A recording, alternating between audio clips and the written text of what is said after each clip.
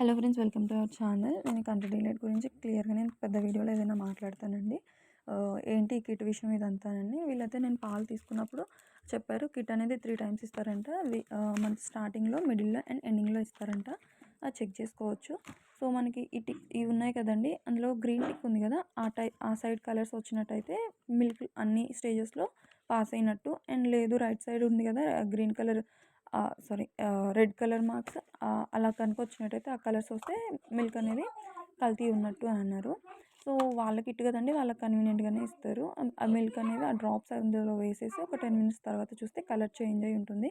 Colours అయితే ఏం change కాలేదండి, సేమ్ వాళ్ళు ఇచ్చినట్టు గ్రీన్ టిక్ ఉంది కదా, ఆ కలర్సే వచ్చేసాయి. వాళ్ళకి ఇట్టు కదా, వాళ్ళకి కన్వీనియంట్గానే ఇస్తారు.